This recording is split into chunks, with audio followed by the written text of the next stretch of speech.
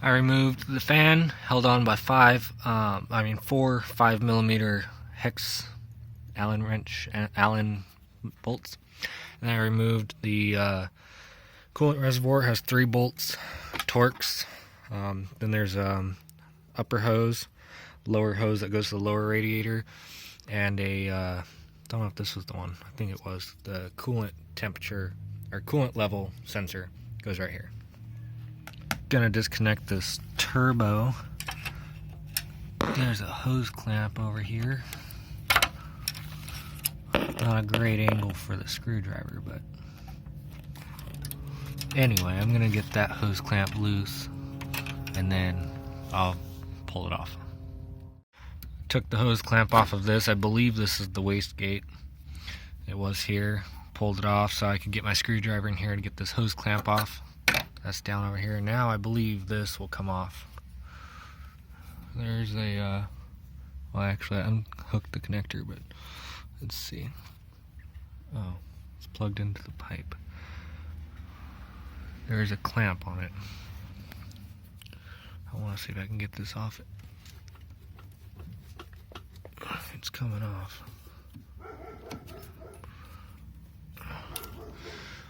Okay, so I'm moving this out of the way. I loosened up this bottom hose clamp. Okay, so that's out of the way, kinda ish. I could probably pull the engine with that on there still. There is a little hose. This one.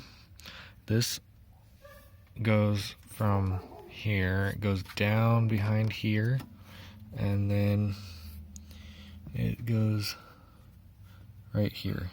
It goes to this one.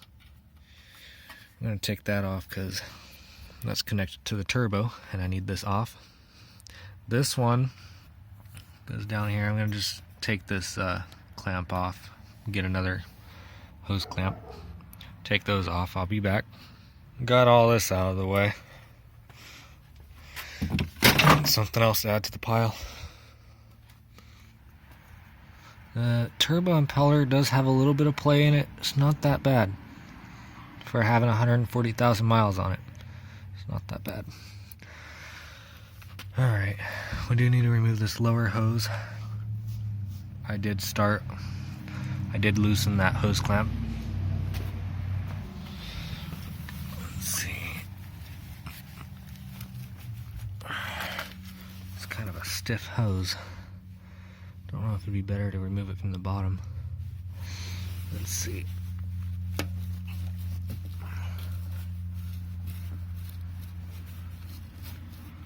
There we go. Guess we need to remove it from the bottom too. Let's see, what all did I do since I was recording? I don't know if I showed you guys me removing this, but it was just a couple hose clamps and you guys should about figure that out. And this side, I got this one off. The intake, I didn't remove this, but I don't think I'll have to. I did disconnect all of these connectors back here and remove the 2 8mm nuts, I think they were. You'll need a deep socket. Yeah, 8mm. Let's see.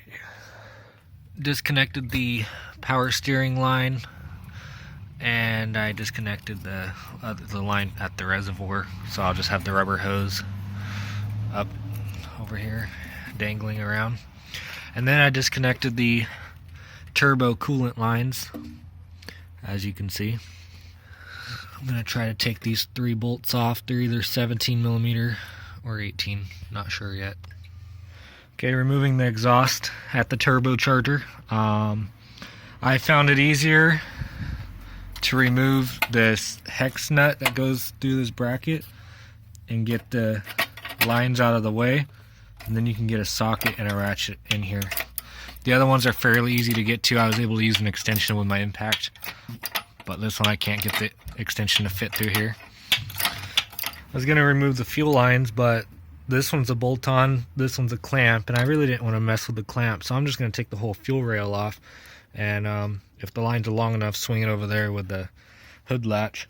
It's just held on by, the fuel rail is just held on by 2 10mm bolts. There's one here, And there's one on this one over here. You'll see the holes for them. There's a connector for the camshaft sensor right here. Pull this metal clip towards you. You don't have to take them all the way off. You can slide them halfway off, but for some reason this one wanted to come all the way off, so put it back on before you lose it. Alright, so I don't get a flashlight. This camera doesn't have a light on it, but you can't tell. There's oil everywhere. Next, I'm going to remove the AC compressor, and it should drop down to the side below here, so shouldn't be too bad. So far I see 2 bolts. I see one right here, and I see one right below it. There's usually a third one in the back, but I'm not seeing it. And it's so dirty I don't really want to feel around, so let me get my gloves on. Alright, so like I was saying, I'm actually not sure what size it is. I was using a 13, felt a little loose, but it was working. 13mm bolt, or whatever size it is. There's one up here. Can't see. Here it is. My finger's on it. And then, like I said, there is one in the back. It's right here. So I'm going to take those out, and it should just drop down. I already got the belt off. I guess I didn't get that on camera.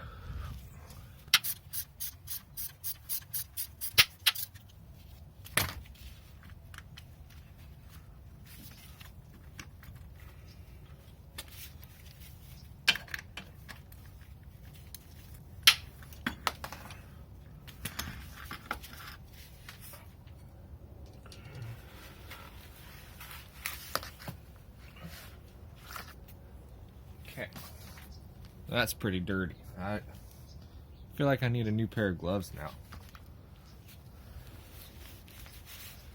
And that might have also made it easier to get to the starter. It's just, I don't have a flashlight, but if I show you how dirty it is underneath there. Okay, so you can see the starter. There's a 17mm bolt right here. This one right here is a transmission bolt, but you'll have to remove this one to get the starter off. And I don't know if you can see what I'm talking about when I say how dirty it is, but I mean, that's pretty bad too. Look at that. Ongoing issues, I think. Let's see. Yeah. I don't like working on dirty cars. People ask me, why do you clean your engine with engine degreaser? Well, most people seem to think that it's something that you only do when you're selling a car to hide the leaks, but no. I just hate working on cars that have leaks like this. I mean, this is pretty bad, and I'm not sure where it's leaking from. But anyway, my mission right now is to get the engine out. So the other starter bolt should be behind this frame. It must be only accessible from the top because I can't see it from the bottom.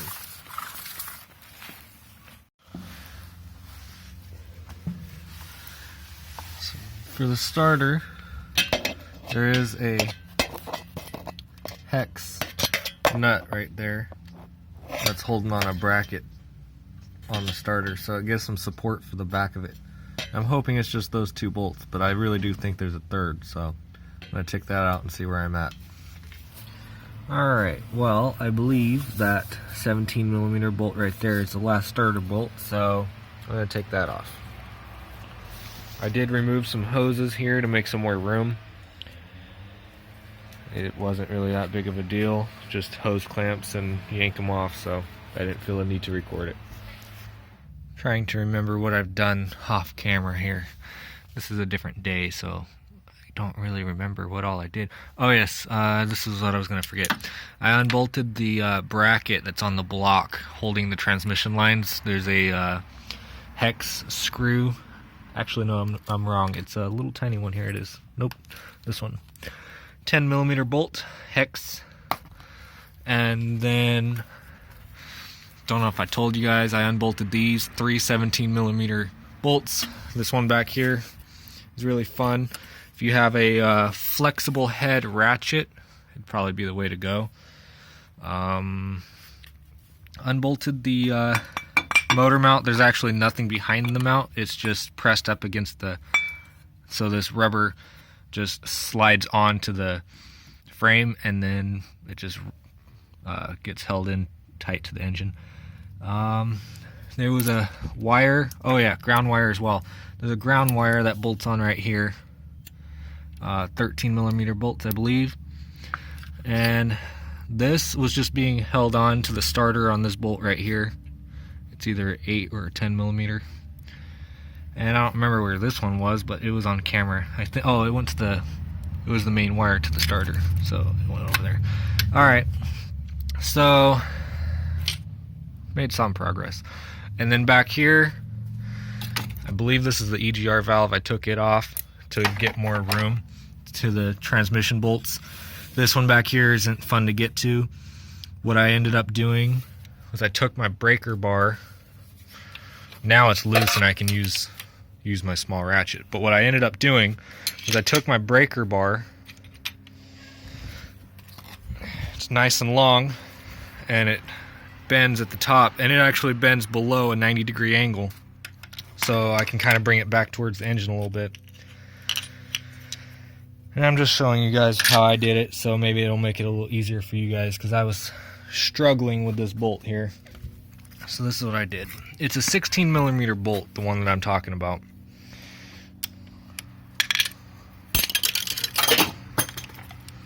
Alright. Awesome. It's okay. I'm the dumbass. I couldn't even put a socket on properly. I tried to put it on upside down. Alright, so this is my setup that I was using. You can see it actually bends down quite a bit. Not easy. If you have a ratchet that works in this way, it'd be really great. I ended up having to, well, I'll show you. I ended up going below the power wire to the bolt, and then what you get is now you have more room.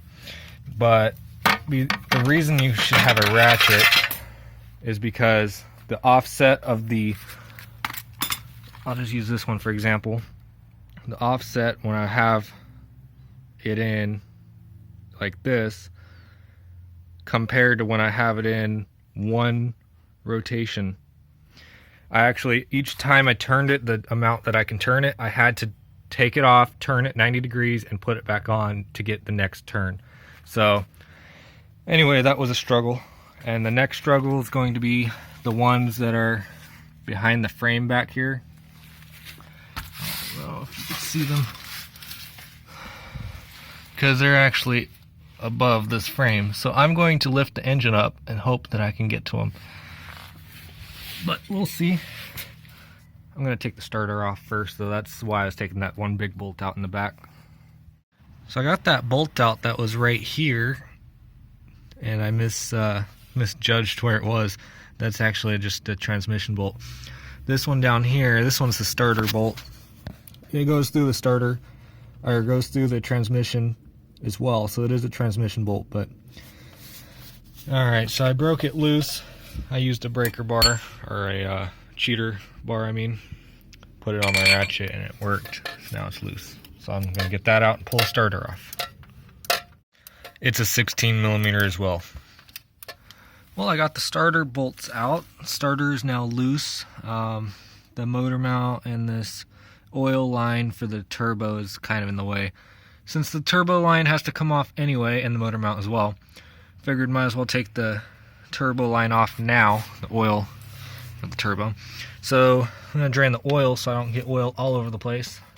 First, 19mm nut here. I have a catch can. Let's see how bad this oil is. Jesus Christ. Surprised the threads in the oil pan aren't stripped out. Alright. I always drop the bolt or the nut, whatever it is, into my oil catch can. Every time.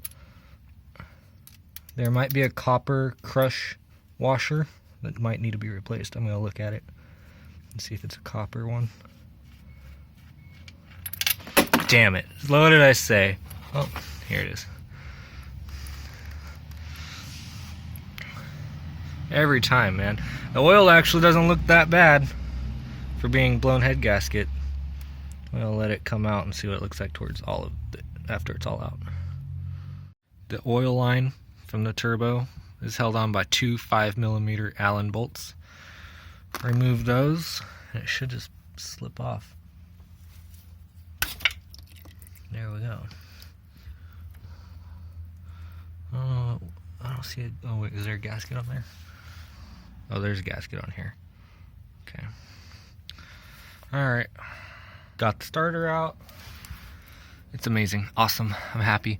You can see there is a flywheel bolt right here. So what we're going to do, take like a crowbar or some other pry bar and use the teeth on the flywheel to turn the engine.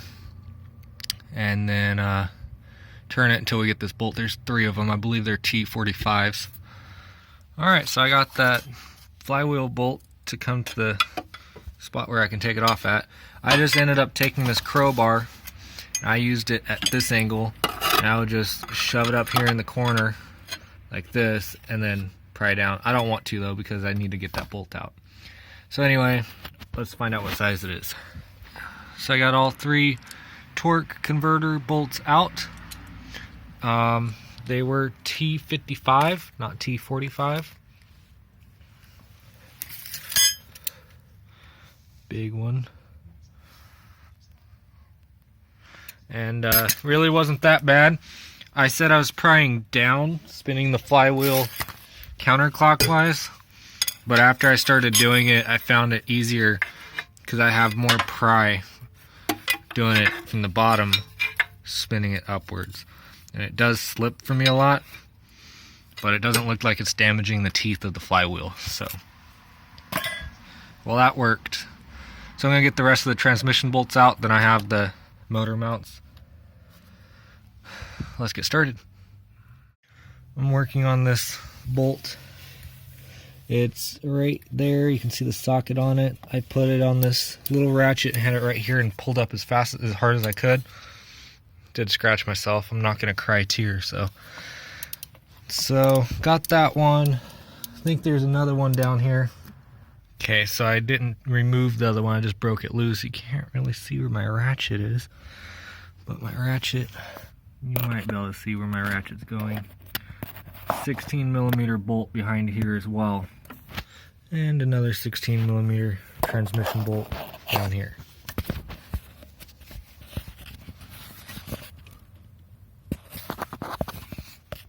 To work out while I do this, so you get to hear annoying stuff. Anyway, I got my chain on here. Got all the upper transmission bolts broken loose. They're not out yet, but they're broken loose. I unbolted the lower bolts for the motor mount. We should be able to leave them on. The motor should be able to come straight up. Actually, on this side, I'll probably have to take this one off to clear the turbo. And I'll probably have to take this bracket off, which has a few hex bolts. At least I see 2 in the front. There's a hex head bolt down here too.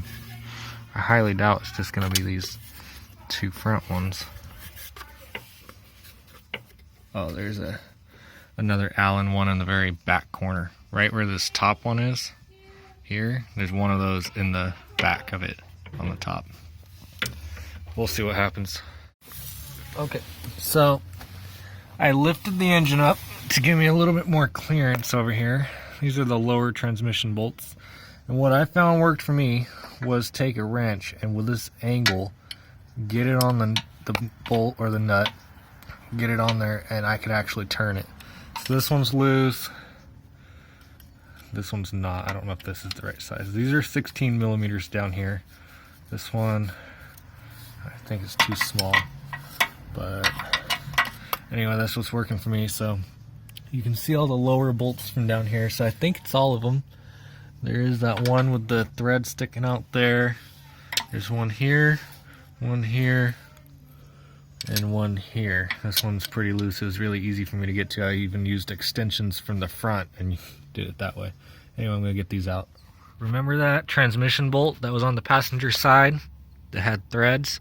This is not fun. Big, this is a big Allen bolt. It was the biggest one I had to use on this car so far. I think it's a 7mm. Yeah, 7mm. Anyway, I got all of the lower transmission bolts off by lifting the engine a lot until stuff started touching the back of the firewall. But you can see that I can drop my phone pretty good. Even without a light, you can see that the transmission and engine are actually separating already. And I do have a jack supporting the the transmission. And I still have the bolts in the top of the engine. The upper transmission bolts are still needing to be removed, but they're loose. So I'm going to lower the engine so I can get that space back and get it off. So all of the transmission bolts are out now. Leaking transmission fluid and water, coolant. I did unplug the coolant temperature sensor. It's that green sensor right there. This is the connector on it. Unplug that. You can see the engine is loose. So I'm going to start lifting it up and see what happens.